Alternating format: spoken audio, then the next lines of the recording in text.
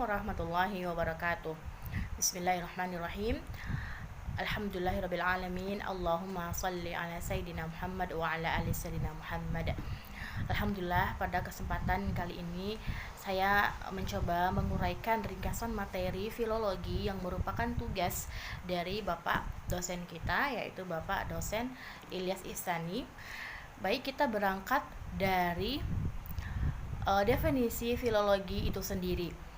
Merupakan dua gabungan kata dari bahasa Yunani, yaitu ada philo dan logos, yang makna keduanya ini adalah menyukai bercerita, menyukai menulis, menyukai tulisan-tulisan ya, sehingga turunlah untuk menyukai naskah-naskah kuno. Sedangkan definisi yang kita kutip dari Bararah Barit, yaitu ilmu yang mempelajari teks beserta sejarahnya, termasuk di dalamnya melakukan kritisisi teks yang bertujuan merekonstruksi keaslian sebuah teks, mengembalikan pada bentuk semula, serta membongkar makna konteks yang melingkupi teks tersebut. Selanjutnya kita beranjak kepada kadikologi, yaitu ilmu yang mempelajari segala aspek naskah seperti umur, bahan, tempat, penulisan, dan perkiraan penulisan naskah tersebut. Kemudian ada paleografi, yaitu ilmu yang mempelajari tentang tulisan-tulisan kuno, termasuk ilmu membaca, menentukan waktu atau tahun, dan menganalisis tulisan-tulisan kuno yang ditulis di atas papirus, bahan tanah liat, tembikar, kayu, kertas, dan sebagainya. Keterkaitan paleografi dan kadikologi contohnya dalam meneliti kronologi sejarah suatu tulisan yang menyatakan bahwa naskah tersebut dapat diberi tahun Abbasiyah, pada masa Abbasiyah. Nah, sementara alat naskah yang digunakan untuk menulis teks tersebut menunjukkan kertas Eropa yang berwatermark. Dalam hal ini, peneliti harus membuat catatan khusus dan meneliti lebih jauh tentang keakuratan data atau teks tersebut.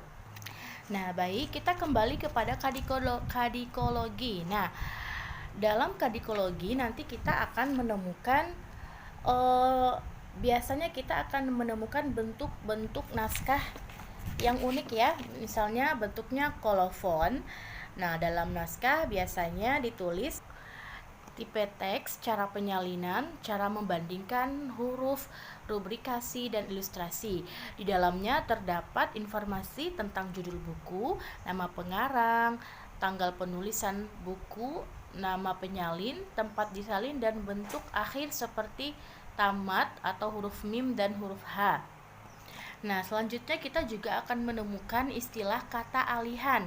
Biasanya tulisan ini bentuk kodenya atau tertulis dengan tulisan yakni. Nah, maka maknanya adalah lembar tersebut adalah sambungan dari lembar sebelumnya. Kemudian ada ilustrasi. Iluminasi biasanya iluminasi ini sebagai bentuk hiasan pada teks. Nah, selanjutnya ada juga ilustrasi, merupakan menjadi gambar yang memperjelas isi teks tersebut. Baik, selanjutnya kita beralih kepada risalah filologi. Nah, pada abad ke-16 sampai 18 Masehi, masa perdagangan di Nusantara sedang kuat-kuatnya. 3 pelabuhan yang sangat berpengaruh terhadap perdagangan, khususnya dakwah di Nusantara, yaitu ada 3. Yang pertama ada Malaka. Nah, Malaka ini bertempat di Malaysia ya.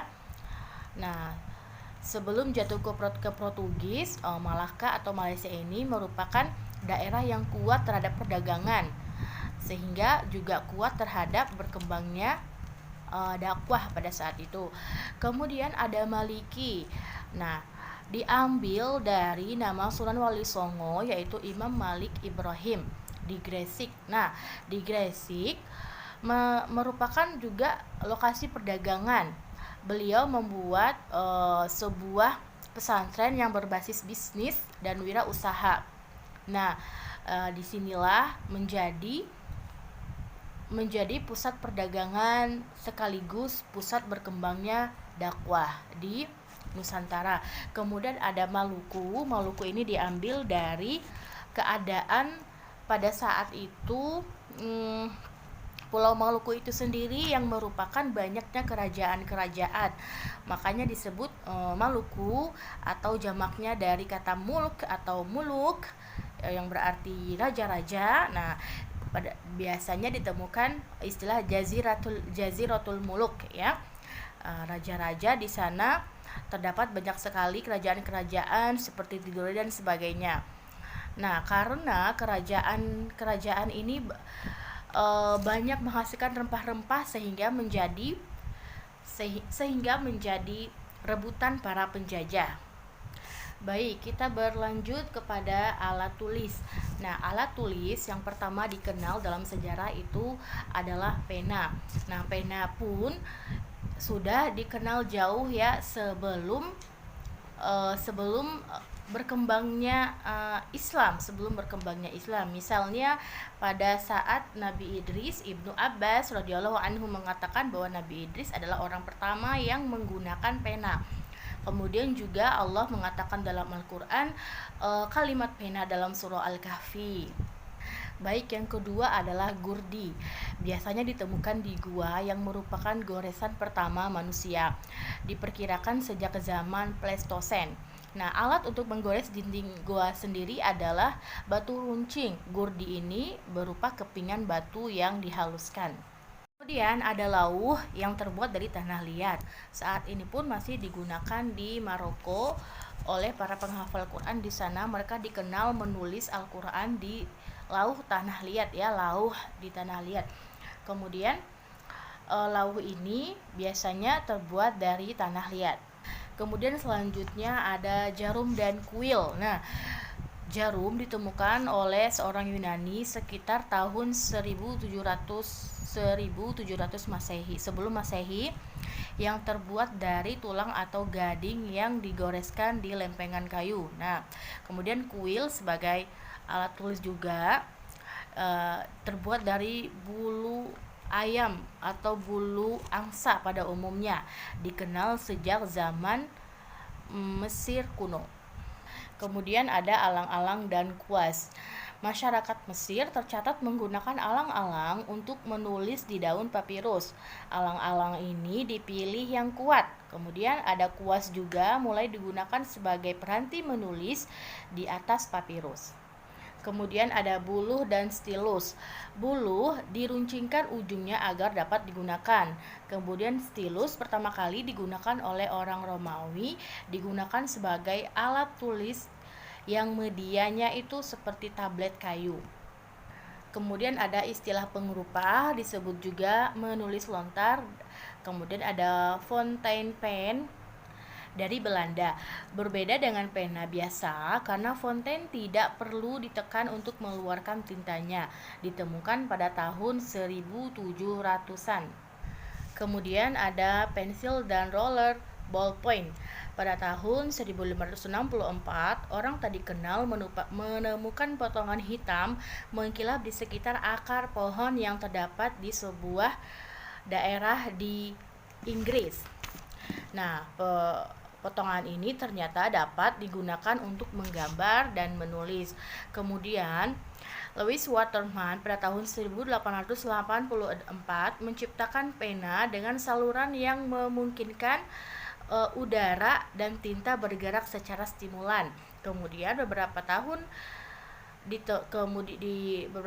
kemudian ditemukan konsep ballpoint yang mampu menciptakan pena dengan tinta yang hanya keluar saat ditekan. Terakhir ada sebak dan grip. Nah, terbuat dari lempengan batu karbon, bentuknya segi empat. Ini merupakan tablet zaman sebelum zaman kita ya, sebelum adanya tablet elektronik saat ini. Nah, grip sebagai alat tulisnya.